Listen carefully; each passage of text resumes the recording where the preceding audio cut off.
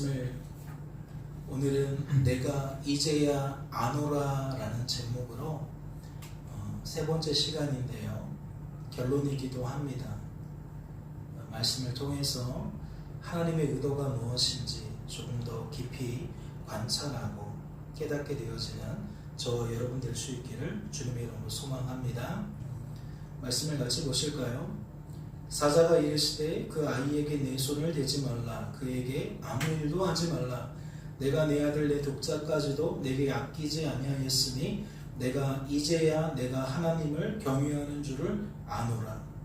하나님께서 믿음의 조상으로 일컬어지는 아브라함을 향해 내가 이제야 내가 하나님을 경외하는 줄을 아노라 이렇게 말씀하신 까닭이 무엇입니까? 우리는 일상 언어 속에 이러한 표현을 어떠할 때에 사용하죠? 그동안 내가 너를 지켜봤어. 내가 너를 쭉 지켜봤는데 그동안에는 신통치 않았거든. 근데 이제는 내가 너를 믿어줄게. 이제 내가 너를 인정해줄게.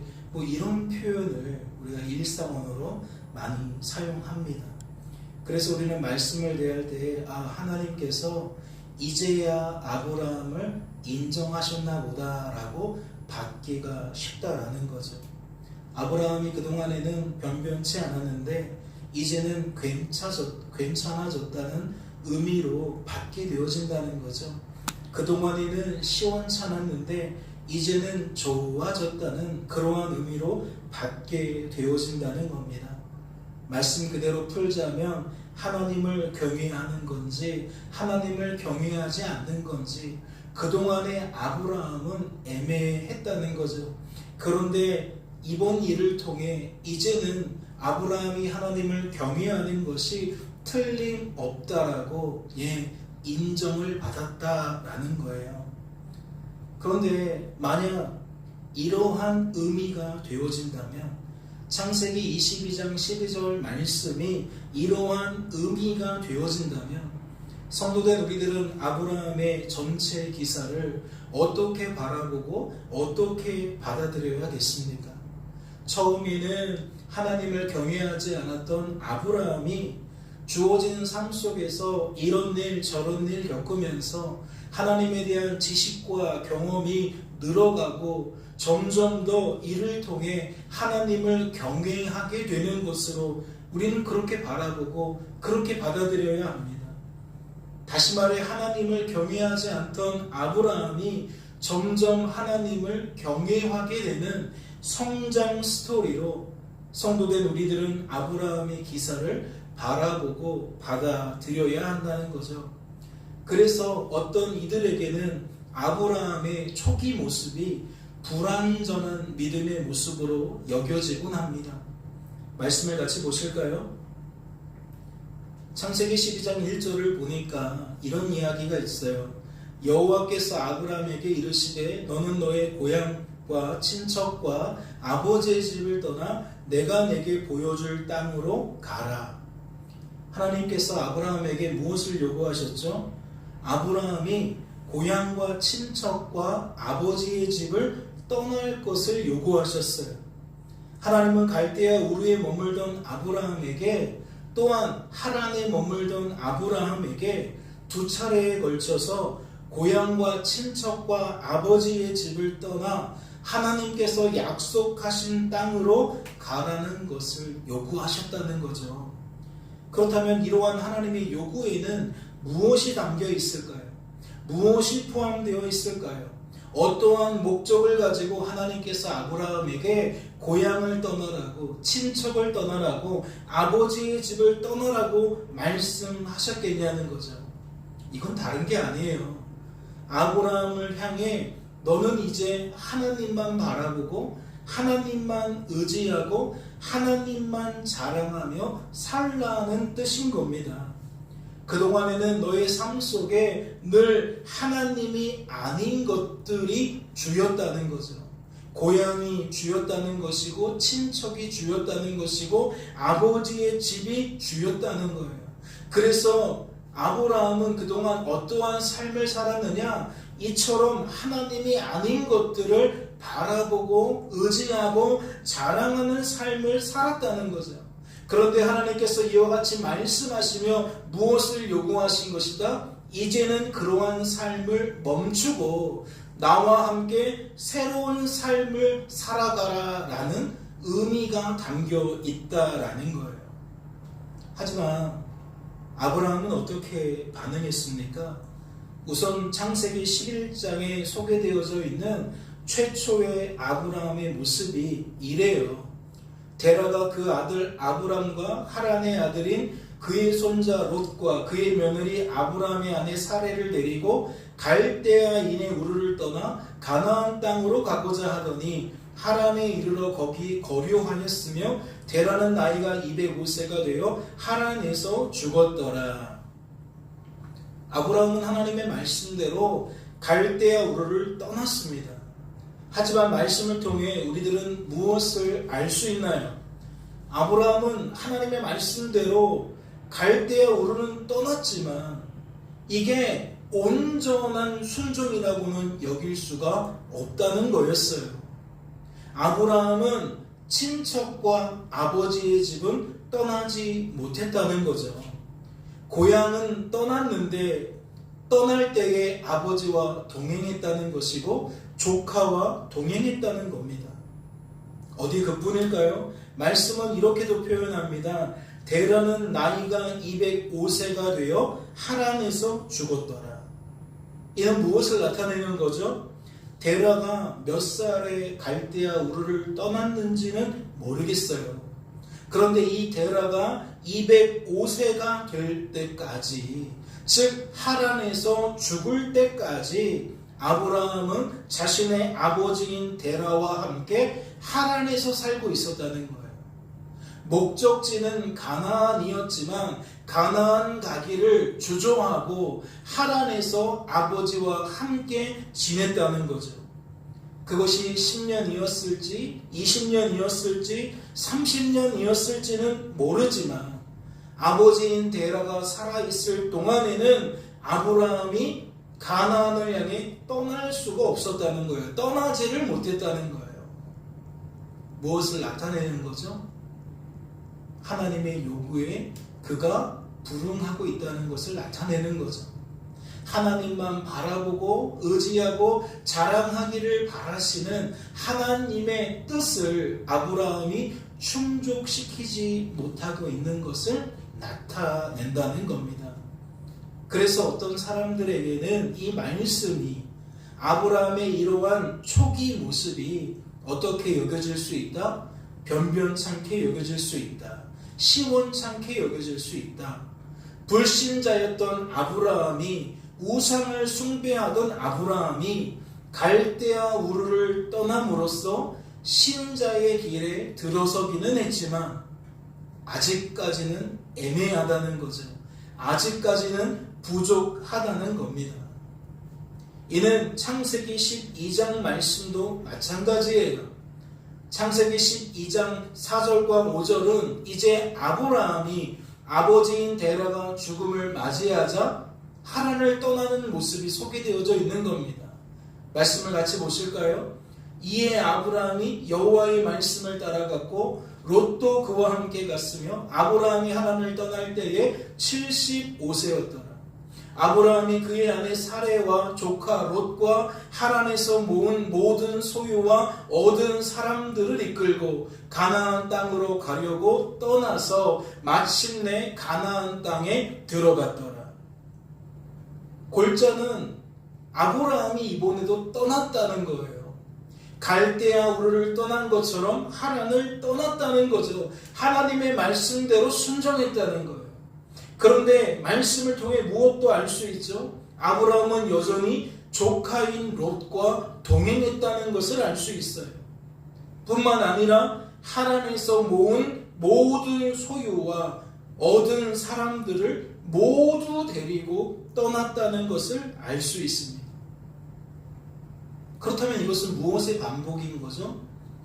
조금 전에 확인했던 창세기 11장 말씀의 반복인 거죠.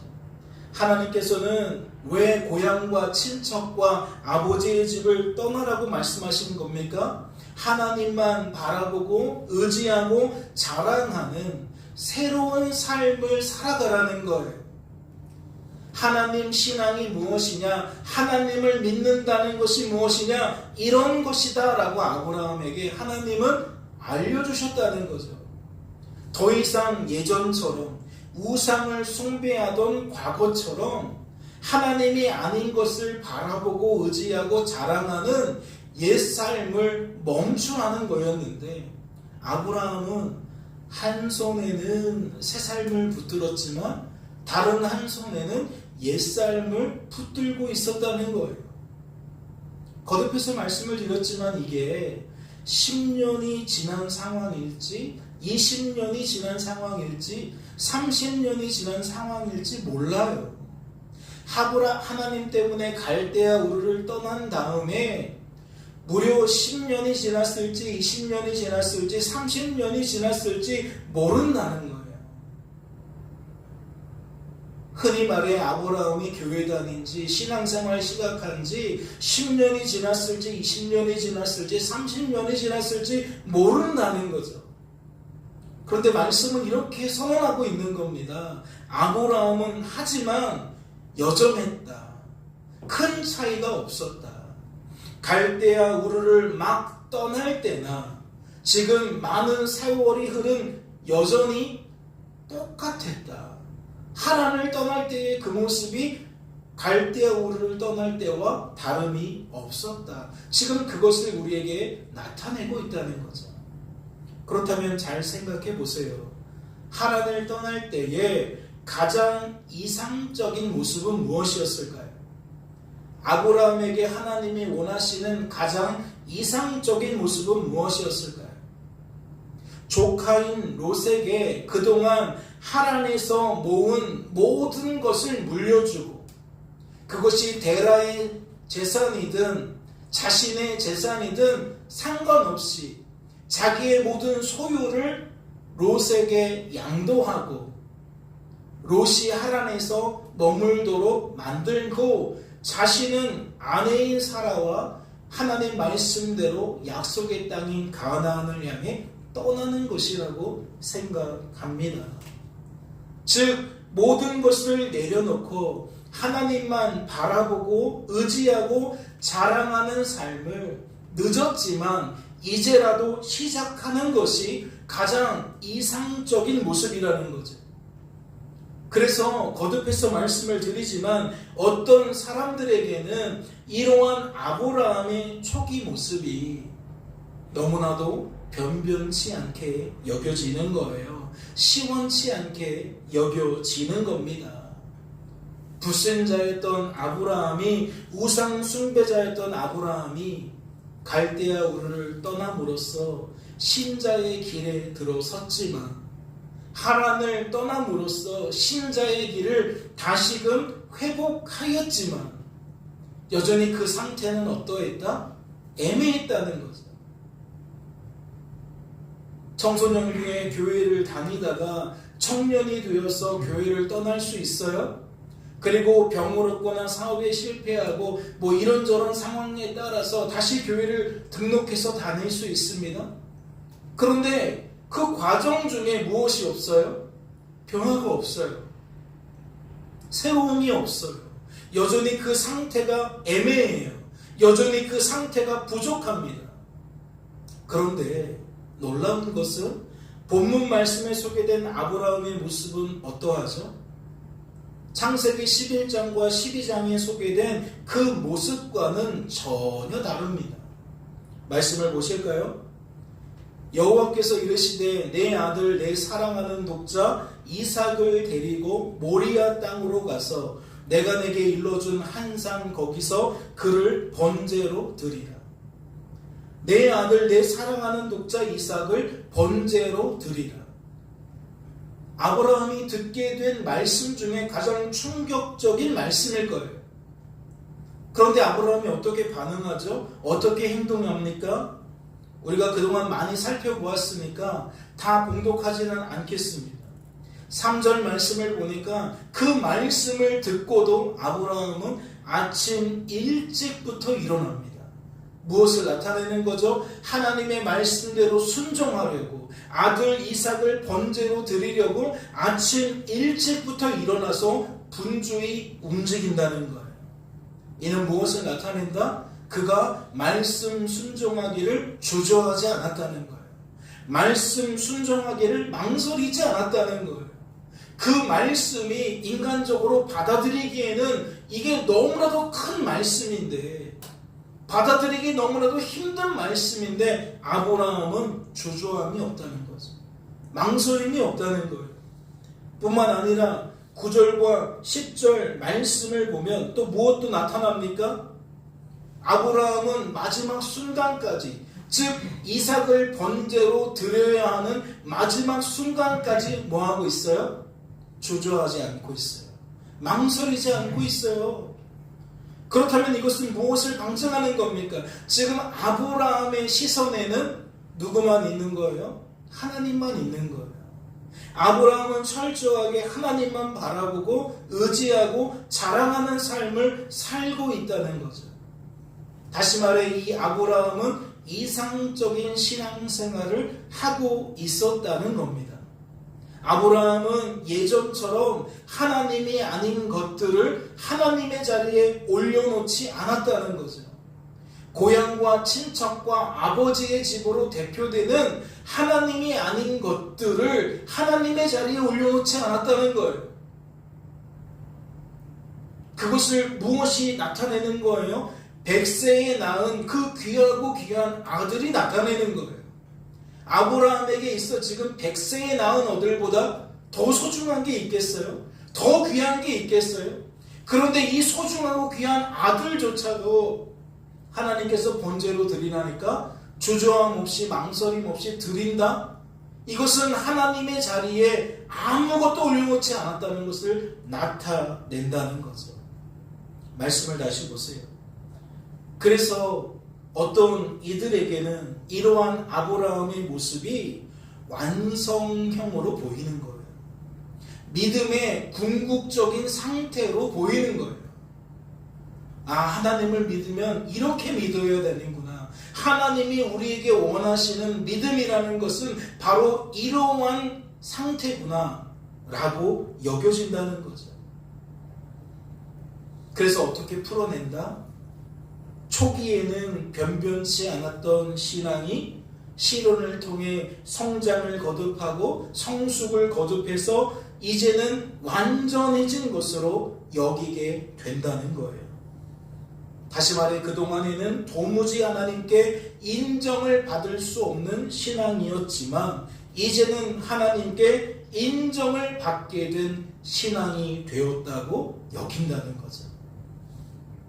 사랑하는 성도 여러분, 사실 이런 얘기는 세상을 살다 보면 많이 확인할 수 있습니다. 누군가의 성공 스토리, 누군가의 영적 행동을 서사적인 관점에서 풀어내는 아주 일반적인 우리의 선입견과 같아요. 저 사람이 저 자리에 오르기까지 얼마나 많은 시련이 있었겠느냐. 처음에는 변변치 않았을 것이다. 제대로 무언가가 준비되지도 않았을 것이다. 그러나 수많은 시간들 동안 땀 흘리고 노력하고 힘들이고 또 힘들이다 보니까 많은 우여곡절은 있지만 지금 저렇게 우뚝 설 수 있었던 것이다. 그래서 다양한 교훈도 얻을 수 있죠. 저 사람을 봐라. 포기하지 않는 이상 우리들 중에 누구도 저 사람과 다른 길을 걷지 않는다. 우리도 열심히 하다 보면 저 사람처럼 될 수 있다. 예, 이런 얘기 꼭 교회에서만 들을 수 있는 얘기가 아니라고요. 많은 사람들이 정점에 있는 사람들을 바라보면서 얼마든지 생각해낼 수 있는 이야기라는 거죠.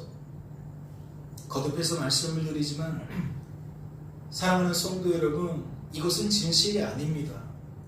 이러한 평가는, 이러한 해석은 진실이 아니에요. 오늘은 그 이유를 히브리서 말씀을 통해서 점검받고자 합니다. 말씀을 보실까요? 저는 지금부터 히브리서 11장 8절부터 19절 말씀을 봉독할 것인데요. 같이 봉독해 주셨으면 좋겠습니다. 믿음으로 아브라함은 부르심을 받았을 때에 순종하여 장래의 유업으로 받을 땅에 나아갈새 갈 바를 알지 못하고 나아갔으며 믿음으로 그가 이방의 땅에 있는 것 같이 약속의 땅에 거류하여 동일한 약속을 유업으로 함께 받은 이삭 및 야곱과 더불어 장막에 거하였으니 이는 그가 하나님이 계획하시고 지으실 터가 있는 상을 바랐습니다.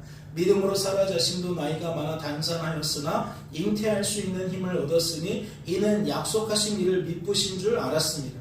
이러므로 죽은 자와 같은 한 사람으로 말미암아 하늘의 허다한 별과 또 해변의 무수한 모래와 같이 많은 후손이 생육하였느니라.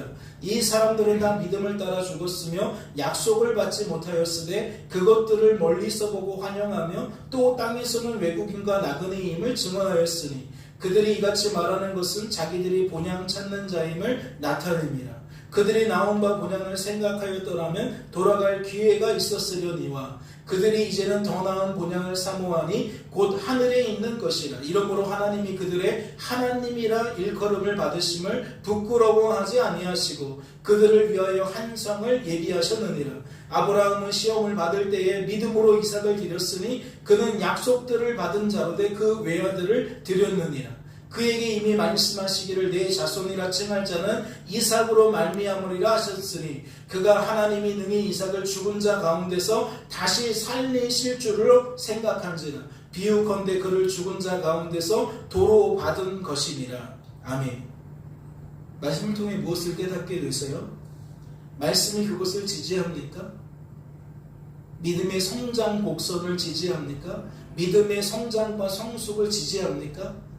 우리들이 아브라함의 기사를 그렇게 풀어도 된다고 말씀이 지지를 하고 있냐는 거죠. 믿음장으로 불리우는 히브리서 11장에 아브라함의 기사가 어떻게 소개되고 있습니까? 믿음의 조상이라고 불리워지는 아브라함을 이 믿음장이 어떻게 표현하고 있냐는 거예요. 정말 변변치 않은 믿음, 시원치 않은 믿음을 발견할 수 있습니까? 시련을 통해 성장하고 성숙해서 온전한 믿음 되었다고, 완전한 믿음 되었다고 여러분 발견할 수 있나요? 다시 말해 갈대아 우르를 떠날 때의 그 믿음, 하란을 떠날 때의 그 믿음, 별 볼 일 없는 믿음이었지만 모리아 산에서 이삭을 번제로 드릴 때의 믿음은 온전한 믿음, 완전한 믿음, 그렇게 표현하고 있냐고요.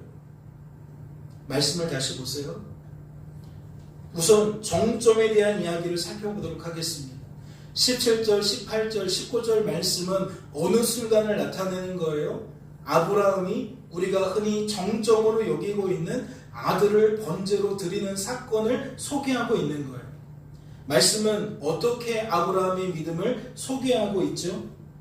전능하신 하나님께서 번제로 드린 이삭을 죽은 자 가운데서 능히 다시 살리실 것으로 아브라함이 생각했다고 소개하고 있어요. 즉 믿음이라는 것을 무엇으로 나타냈다? 생각으로 나타났다는 거죠. 그렇다면 이것은 무엇을 방증하는 겁니까? 믿음 하면 추상명사예요. 추상적인 단어예요. 그러나 성경은 이것을 단순히 추상적으로 표현한 것이 아니라 믿음을 실제화시키는데 그 실제화를 무엇으로 시킨다? 사람의 생각으로 실제화를 시킨다. 믿는 것은 곧 무엇과 동일하다? 그 사람의 생각과 동일하다. 그래서 우리는 아브라함의 기사를 여러 차례에 걸쳐서 어떠한 결론을 내렸습니까? 이 말씀 어떻게 풀어야 되죠? 아브라함의 생각은 믿음으로 부합되는 생각으로 채워졌다는 거예요. 하나님께서 하나님 말씀에 부합하는 생각과 감정과 의지로 아브라함에게 채워주셨다는 의미로 우리는 풀었습니다.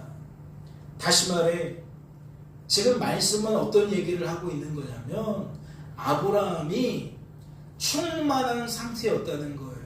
어떠한 생각으로? 하나님은 내 아들과 언약을 맺는다고 하셨어. 내 아들의 후손과 영원한 언약을 맺는다고 하셨어. 그런데 여기서 이삭을 하나님이 죽게 만드실까? 그럴 리가 없지. 설령 이삭을 죽게 만드셔도 하나님은 그 이삭을 다시 살려내실 거예요. 하나님 말씀에 근거하여 아브라함의 생각은 긍정적인 생각으로 가득 찼다는 거예요. 하나님 말씀이 곧 아브라함의 생각이 되었다는 거죠. 그래서 우리는 이러한 상태를 온전한 믿음의 상태라고 불렀어요. 하나님의 말씀이 그대로 우리에게 받아들여지는 상태. 하나님의 말씀대로 되어질 거라고 우리가 여기게 된 상태. 그것이 무엇이다? 믿음이다. 그래서 온전하다, 강하다, 굳건하다, 견고하다라는 건 뭐예요? 다른 생각이 없다는 거예요. 아이 설마 하나님이 우리 이삭 그냥 죽게 만드시면 어떻게 하지? 우리는 흔히 이러한 상태, 이런 고민을 갖고 살거든요. 아니 하나님 말씀은 이렇지만 만약 하나님이 그렇게 안 해주시면 어떻게 할 거예요? 이 두 가지 생각이 있단 말이에요. 그런데 믿음이란 무엇이다? 그 말씀에 반하는 생각이 사라지고 말씀에 부합하는 생각으로 채워지는 상태가 바로 믿음의 상태라는 거예요. 그리고 말씀이 지금 뭐라고 확언하고 있어요? 우리 하나님이 능히 살려주실 것이다. 확실하게 살려주실 것이다. 그러니까 어떻게 표현하는 거예요? 그냥 믿음의 상태가 아니라 굳건한 믿음의 상태로 받아들일 수가 있는 거죠. 다시 말해 히브리서 11장 말씀도 모리아 산에서 이삭을 번제로 드리는 아브라함을 어떻게 표현했다는 거예요? 정점의 믿음으로 표현했다는 거예요. 완벽한 믿음으로 표현했다는 거예요. 우리는 이 상황과 무엇을 짝지을 수 있습니까? 5절과 8절 말씀을 짝지을 수 있죠. 아브라함은 이삭을 번제로 드리기 위해 모리아 산을 올라가면서 종들에게 뭐라고 말하죠? 내가 아이와 함께 저기 가서 예배하고 너희에게 돌아올 거야 라고 말합니다. 분명 가면 아들 죽어요. 아들을 번제로 드린다는 건 아들을 죽인다는 얘기예요. 그런데 종들에게 어떻게 말했다? 우리가 돌아올 거다. 어떠한 확신이 있는 거예요? 어떠한 근거가 있는 거예요? 하나님이 대체할 무언가를 준비해 주실 것이다. 아니면 죽여도 다시 살려주실 것이다. 이러한 것이 바탕에 있는 거예요. 생각에. 누군가가 말하는 것처럼 종들을 속인 게 아니에요. 둘로 된 말이 아닙니다. 거짓말이 아니에요. 그 안에 있는 믿음이 말로써 나타나는 거예요. 이삭도 마찬가지예요. 아버지 다 준비됐는데 번제물이 없어요. 번제물은 어떻게 해야 하는 겁니까? 그러니까 말하잖아요. 내 아들아 번제할 어린 양은 하나님이 자기를 위하여 친히 준비하실 것이다. 아브라함의 생각에는 하나님 말씀에 반하는 믿음에 반하는 생각과 감정과 의지가 없었던 거예요. 하나님 말씀대로 되어질 거라는 생각과 감정과 의지로 충만한 거죠. 그러니까 무엇도 가능한 거예요? 망설임 없는 것도 가능한 거죠. 망설이는 사람은 밤에 잠을 못 잡니다. 주저함이 있는 사람은 이거 갈까 말까 망설여져요. 주저하게 돼요.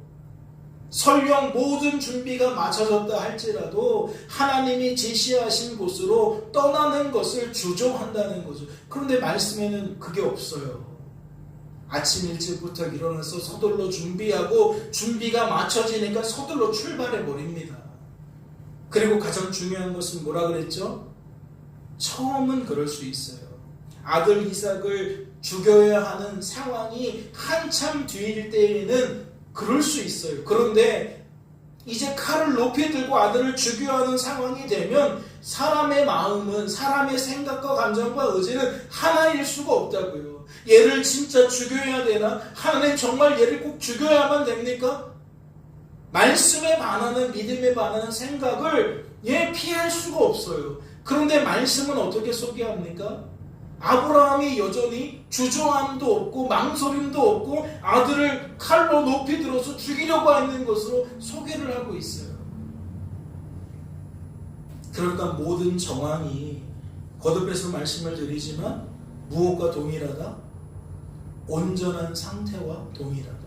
히브리서 말씀이나 창세기 22장 말씀이나 지금 아브라함의 상태를 온전한 믿음의 상태로 표현하고 있다. 그렇다면 이제 우리가 무엇을 확인하면 됩니까? 아, 그래, 아브라함이 정점의 모습은 둘 다 똑같이 표현하고 있는 거구나. 그럼 이제 무엇만 확인하면 돼요? 아브라함이 초기에는 그렇지 않았다는 것이 확인되면 됩니다. 갈대아 우르를 떠나고 하란을 떠날 때에는 변변치 않았다는 것이 확인되어지면 그 주장이 맞는 거예요. 변변치 않았던 사람이 점점점 성장했다라는 것이 맞는 거라고요. 그런데 말씀을 보세요. 8절은 어떠한 상황이죠? 아브라함이 갈대아 우르를 떠날 때의 상황이에요. 하란을 떠날 때의 상황이에요. 즉 초기 모습이라고요. 말씀은 이렇게 소개합니다. 믿음으로 아브라함은 부르심을 받았을 때에 순종하여 장래의 유업으로 받을 땅에 나아갈새 갈 바를 알지 못하고 나아갔습니다. 말씀을 통해 무엇을 깨닫게 되십니까? 어떤 이들의 생각처럼 변변치 않은 믿음으로 여겨지십니까? 말씀이 아브라함의 믿음을 변변치 않은 믿음으로 소개하는 것처럼 여겨지세요? 저는 8절 말씀을 통해 이 믿음이 그러한 믿음이라고 여길 만한 점을 찾을 수가 없었습니다. 여러분은 어떠세요? 이 말씀이 나타내고 있는 저 믿음으로라는 것이 변변치 않은 좀 부족한 그러한 상태의 믿음으로 여러분 여겨지십니까? 저는 오히려 반대예요. 오히려 말씀은 아브라함의 믿음을 하나님 말씀에 순종하게 만든 온전한 믿음으로 소개하고 있다. 말씀은 아브라함의 믿음을 갈대아 우로를 떠나게 만드는 믿음으로, 하란을 떠나게 만드는 믿음으로 소개하고 있다. 즉 나아갈 바를 알지 못했지만 그럼에도 불구하고 약속의 말씀 붙들고 떠나도록 만드는 믿음으로 소개하고 있다. 저는 그 이상 그 이하 바라볼 수가 없어요. 구분 지을 수가 없습니다. 그렇다면 성도된 우리들은 이 말씀의 의미를 어떻게 여겨야 하는 겁니까? 무엇을 통해 점검을 받아야 되죠? 무엇을 통해 과연 그러한지를 살펴야 합니까? 말씀은 그 힌트를 이렇게 소개합니다. 동일하게 믿음으로 라고 표현하면서 사라 자신도 나이가 많아 단상하였으나 잉태할 수 있는 힘을 얻었으니 이는 약속하신 이를 믿으신 줄 알았습니다. 지금 말씀의 골자가 뭐예요? 사라 자신도 나이가 많아 단상하였으나, 즉 이 여성의 생리가 끊어졌으나 잉태할 수 있는 힘을 얻게 되었다라고 소개하면서 그 원인을 무엇에서 찾아요? 믿음에서 찾아요. 믿음이라는 것 때문에 사라가 생리가 끊어졌지만 뭐 할 수 있었다? 아이를 임신할 수 있었다라고 지금 말씀이 나타내고 있다라는 거죠. 이 말씀도 굉장히 익숙하지 않습니까? 무엇과 매치가 되는 말씀이죠. 창세기 18장 말씀과 매치가 되는 말씀이에요. 그런데 잘 생각해 보세요. 히브리서 11장 말씀은 사라가 믿음 좋은 사람으로 소개하고 있어요. 그 믿음 좋기 때문에 여성의 생리가 끊어졌어도 흔들리지 않는 사람으로 소개하고 있어요. 그래서 하나님이 이 사람에게 잉태할 수 있는 힘을 부어주신 것으로 소개하고 있습니다. 그러나 정작 18장은 어떻게 말하고 있죠? 18장 말씀을 보면 사라가 하나님 말씀 듣고 비웃었다고 소개하고 있어요. 하나님 말씀 듣자마자 거부 반응 일으킨 거예요. 하나님 무슨 말씀이세요? 내 남편 99살입니다. 저 지금 89살이에요. 여성의 생리 끝났습니다. 그런데 제가 어떻게 임신할 수 있어요? 라고 반응했다는 거예요. 그럼 창세기 28장에서 나오는 사라는 믿음의 사람입니까? 믿음 없는 사람입니까? 믿음 없는 사람이에요.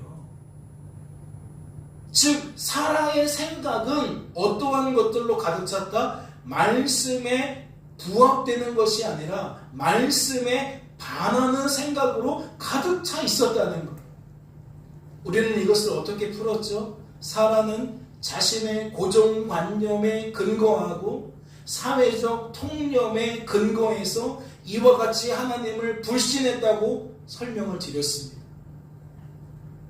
서울에 있는 대학교도 안 나오고 뭐도 안 하고 이 시대에 영어도 할 줄 모르고 뭐도 할 줄 모르고 그런 사람이 어떻게 대기업에 취직할 수 있어?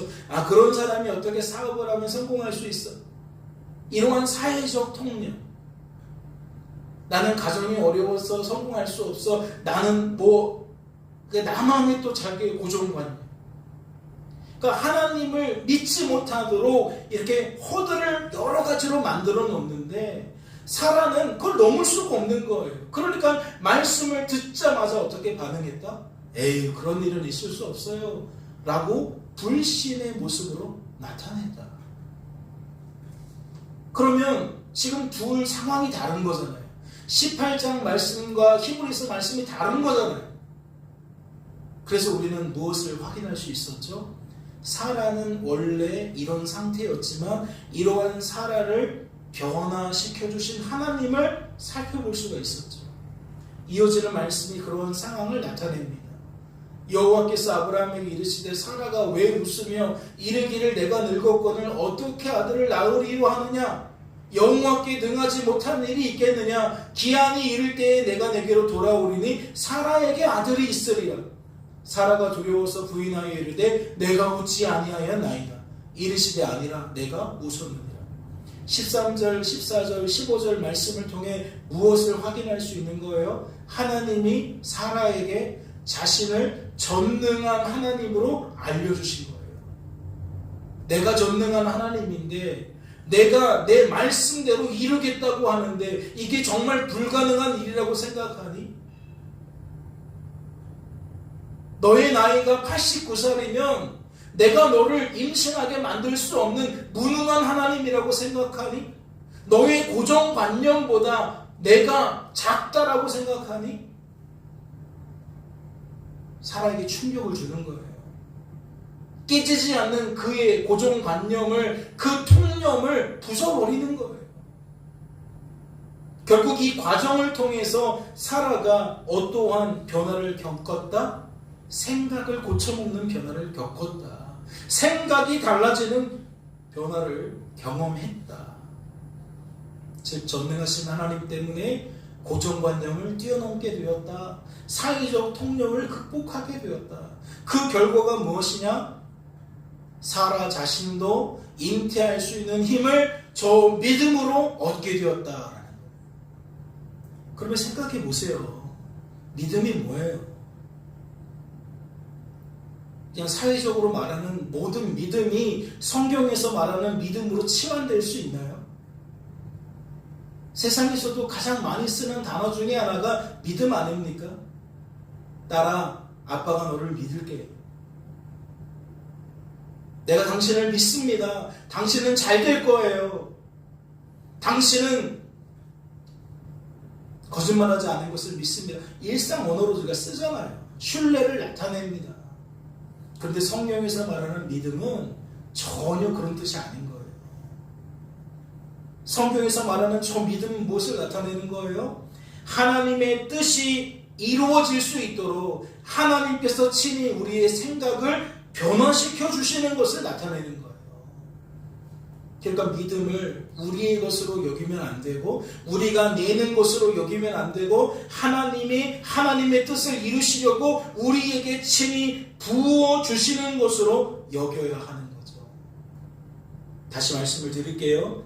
히브리서 11장에는 지금 믿음으로 아브라함이, 믿음으로 사라가, 믿음으로 아브라함이 이렇게 믿음으로라는 말을 가장 앞세우고 있는데 우리는 이것을 어떻게 해석해야 된다? 전능하신 하나님 때문에 성도된 우리들의 생각이 믿음에 부합하는 생각으로 변화되는 것으로 해석해야 된다. 전능하신 하나님 때문에 우리들의 생각과 감정과 의지가 하나님 말씀에 부합하는 생각과 감정과 의지로 충만하게 되는 것으로 해석해야 된다. 이해가 되세요? 믿음은 철저하게 하나님이 우리에게 부어 주셔서 생기게 되는 것으로 여기게 되십니까? 그렇다면 본론으로 돌아가서 아브라함의 초기 모습을 어떻게 바라보고 어떻게 받아들여야 합니까? 말씀은 믿음 때문에 아브라함이 부르심을 받았을 때에 순종했다고 소개하고 있어요. 즉 말씀은 아브라함이 전능하신 하나님 때문에 갈대아 우르를 떠나게 되었다고, 떠날 수 있었다고 소개하고 있다고요. 그런데 우리가 갈대아 우르를 떠나는 아브라함의 믿음을 별 볼 일 없는 믿음으로 여길 수 있는 거예요? 그것이 맞는 겁니까? 만약 그렇게 여기기 시작한다면 결국 어디에 도달하게 될까요? 우리 하나님은 별 볼 일 없는 하나님으로 만드는 결과로 도달하게 될 겁니다. 왜요? 그 믿음은 하나님이 주신 거거든요. 아브라함이, 불완전한 아브라함이 스스로 만들어낸 믿음이라면 그 믿음의 값을 매겨도 그 값은 누가 지불하면 돼요? 아브라함이 지불하면 돼요. 그런데 우리는 성경을 통해서 이 믿음이 하나님이 주신 믿음이라는 걸 알았어요. 그런데 우리가 그 믿음의 값을 매기면 곧 누구를 평가하는 게 되는 거예요? 하나님을 평가하게 되는 거예요. 갈대아 우르를 떠날 때에는 아브라함에게 별 볼 일 없는 믿음을 주신 하나님, 이삭을 번제로 드릴 때에는 온전한 믿음을 주신 하나님으로, 그렇게 우리는 하나님을 두 하나님으로 만들어야 한다는 거죠. 여러분, 이러한 해석이 맞을까요? 성경을 그렇게 보는 것이 타당할까요? 주일 예배 시간에 살펴보았던 로마서 4장 말씀을 통해 우리들은 이에 관한 힌트를 제공받을 수 있습니다. 말씀을 보실까요? 그가 백세나 되어 자기 몸이 죽은 것 같고 사라의 태가 죽은 것 같음을 알고도 믿음이 약하여지지 아니하고 믿음이 없어 하나님의 약속을 의심하지 않고 믿음으로 견고하여져서 하나님께 영광을 돌리며 약속하신 그것을 또한 능히 이루실 줄을 확신하였다. 여러분, 조금 전에 18장을 통해서 사라의 모습은 전혀 그렇지 않다는 걸 확인했듯이 우리는 주일 예배 시간에 창세기 17장을 통해서 무엇을 확인했습니까? 아브라함은 전혀 그렇지 않았다는 거예요. 사라처럼 그 사람도 웃었어요. 비웃었어요. 하나님, 제 나이가 99고 내 아내가 이제 곧 있으면 90인데 아이 무슨 말도 안 됩니다. 똑같이 반응했어요. 그런데 말씀을 보니까 하나님이 아브라함의 생각을 바꾸셨을 때에 어떠한 결과가 나타나요? 조금 전까지만 해도 에이 설마요 하다가 이제는 확실하게 믿어요. 분명 그렇게 될 거라고 생각해요. 무엇을 나타내는 거죠? 어떠한 힌트를 우리에게 제공해 주는 겁니까? 하나님은 우리에게 믿음을 주실 때에 하나님의 뜻을 이루시기 위한 온전한 믿음을 항상 주신다는 거예요. 이삭을 드릴 수 있는 믿음이 하나님 편에서는 온전한 믿음이고, 갈대아 우르를 떠날 수 있게 만드는 믿음이 하나님의 편에서는 온전한 믿음이라는 거예요. 왜 그렇죠? 그게 하나님이 원하시는 거니까. 그게 그를 위한 하나님의 뜻이니까. 그러니까 말씀을 풀 때 우리는 하나님, 하나님의 뜻, 하나님의 때, 하나님의 방법이라는 것을 무시해서는 안 돼요. 하나님이 그럴만 하신 거예요. 그래서 그만한 믿음을 주신 거예요. 즉 우리는 오히려 말씀을 어떻게 풀어내야 되느냐, 하나님이 믿음 주시지 않았으면 아브라함은 애시당초 갈대아 우르를 떠나지 못했다는 거예요. 절대 하나님의 말씀을 듣고 그 말씀에 의지하여 갈대아 우르를 떠날 수 없는 사람이었다는 거죠. 부족한 믿음이 아니라 떠나게 만드시는 완전한 믿음, 온전한 믿음이 하나님으로부터 부어졌기 때문에 아브라함은 떠날 수 있었다는 거예요. 그러면 여러분, 우리는 이러한 진리를 통해 어떠한 마음가짐을 갖고 살아야 하는 거겠습니까? 오늘 나의 삶, 오늘 나의 결과, 하나님의 뜻 안에서 해석할 수 있어야 하죠. 하나님의 뜻 안에서 받아들일 수 있어야 하죠. 내가 이 모양 이 꼴인 건 다 내 때문이야? 맞죠. 그런데 그 말이 굉장히 맞아 보이지만 또 틀려요. 왜 그렇죠? 나는 그러할지라도 그런 나를 붙들고 있는 하나님은 여전하니까. 그 언어 속에는 무엇을 무시하는 태도가 있어요? 나를 지켜주시는 하나님을 무시하는 태도가 있어요. 나를 지켜주시는 하나님을 경솔히 여기는 태도가 있어요. 오늘 내 삶 속에서 우리는 무엇을 기대할 수 있느냐? 늘 하나님께서 하나님의 뜻대로 나를 빚어가고 계신다라는 확신을 갖게 되는 거예요. 오늘 내가 정점이다. 오늘 내 삶이 최선이다. 최고다. 그러면 하나님 안에서 내 삶을 해석하는 관점이 달라지면 그 사람이 어떠한 반응을 나타낼까요? 왜 난 이렇지? 저 사람은 저런데가 나올까요? 왜 나만 이 모양 이 꼴이야? 왜 나만 이렇게 억울해? 왜 나만 이렇게 남들보다 없어? 왜 나만 이렇게 맨날 이런 꼴을 당해야 돼? 가 있을까요? 없는 거예요. 그런데 하나님 말씀을 가지고 오히려 뒤틀어서 그건 당신의 믿음이 없기 때문입니다 라고 말한다는 건 이치에 맞지 않아요. 어불성설입니다. 하나님이 우리에게 주시는 믿음인데 그건 마치 하나님이 나에게 믿음 주지 않아서 내가 이 모양 이 꼴이에요 라고 말하는 것과 똑같아요. 남 탓하는 건 죄의 결과입니다. 그건 하나님의 은혜 없어도 우리가 잘할 수 있는 능력이에요. 그러나 오늘 내 삶을 하나님 안에서 해석하며 만족하고 평안을 누리고 기뻐할 수 있는 것은 우리에게 없는 기능입니다. 없는 능력이에요. 하지만 하나님이 우리에게 믿음을 주셨다는 건 그 없는 기능을 살려주셨다는 거예요. 그 힘을 주셨다는 거예요. 그래서 믿음의 사람은 어떠한 언어가 있어요? 감사의 언어가 있어요. 그래서 기쁨의 언어가 있어요. 오늘 본문 말씀에 보면 하나님이 내가 이제야 아노라 라는 표현이 있지만 이건 세상적인 방식대로 풀어내서는 안 돼요. 하나님께서 하신 흔적들이 쌓이고 쌓여서 우리의 인생이 되는 거예요. 우리 속에 나타나는 모든 선한 것들은 다 하나님의 거예요. 그러니까 우리는 성장통을 겪는 과정 속에서도 날마다 오늘이라는 삶 앞에 만족이 있어야 돼요. 감사가 있어야 돼요. 기쁨이 있어야 돼요. 그래서 하나님만 바라보는 것이 강화되어져야 되고 하나님만 의지하는 게 강화되어져야 되고 그 흔적이 하나님만 자랑하는 걸로 나타나는 거예요. 즉 하나님이 내가 이제야 네가 훌륭하다는 걸 알겠다라고 말씀하실 때에 사람은 어떠한 언어를 나타내야 된다는 거죠? 하나님 때문이잖아요. 하나님 덕분이잖아요. 하나님이 하신 일이잖아요. 하나님 감사합니다가 나타나야 된다는 거예요. 그게 하나님 찬양이고 우리의 입술에 감사라는 열매가 맺히는 거예요.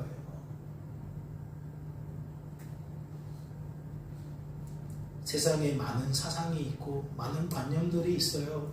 그런데 이게 뒤죽박죽 되면서 교회 안에 들어오고 말씀을 풀어내고 적용시키는 데까지 미치고 있어요. 그러니까 엉뚱한 이야기가 강단에서 외쳐질 수도 있습니다.